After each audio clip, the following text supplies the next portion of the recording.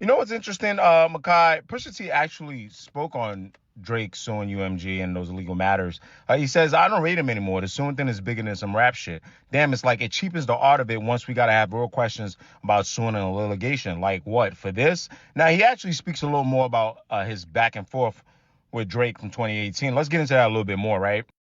I'm okay with Pusha having an opinion on this. Actually, I welcome, especially hip hop guys, the rap guys, their opinions on this stuff. Whether you agree with it, disagree, or not, I welcome it. I personally welcome it. I've stated my opinion as far as those legal matters, but let that man go handle what he's going to handle. But Pusha says, he talked about specifically in GQ about how he felt like Drake was trying to bait him back into the battle. You know what I'm saying? It says here, I'm gonna let you guys read off the top where they talk about the meltdown record with Travis Scott and things like that. But it says, Push heard the taunts, much like when I asked him a similar question 3 years ago. This is the interview saying here. He could not care less because Pusha says, I think after everything that had been done, I don't think there was ever anything subliminal to be said ever again in life.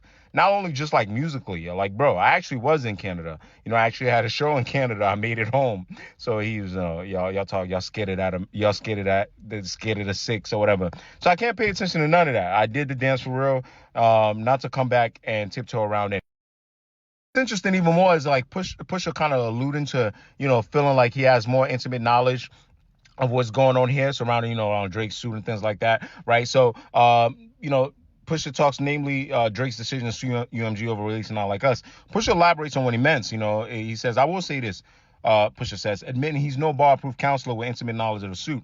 This is crazy. If Drake's adamant to have a lawsuit, it's only because he knows all the things that they did to suppress everything that was happening around Adidon and the verses and the records and the things that were happening back then. One thing I will say about Adidon, it was done over a Jay-Z beat, so I'm not sure how much you could make that a commercial product. It was done over the story of OJ. I think those will go over the blogs, but maybe he's talking about, I know some people speculated about striking it down off a place like Worldstar. I don't know. And the verses in the record and things that were happening back then. So that one, he might have a point as far as maybe Drake teaming up with his label to make sure that Pusha doesn't end up on certain songs. And the songs that we're talking about here, he alludes to instances in which he says, the label muddled, if not outright, nixed the release of verses in which Pusha talked his shit next to people closely affiliated with Drake, as he did on Rick Ross and Lil Wayne's Maybach Music 6, and a posthumous released Pop Smoke song with Young Thug. That one I find interesting. I think Drake would probably just reach out to his own people like, yo, you link with my op. So I'm not sure there. And this is the part I read to y'all earlier where it says he doesn't rate it anymore. But just kind of going to read the end here. It says, Pusha once rapped that he's often at the mercy of a game where the code is missing. So that's like the overarching theme of this like article with him and his brother.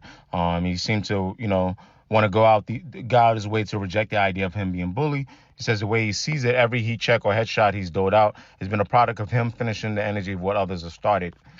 Okay.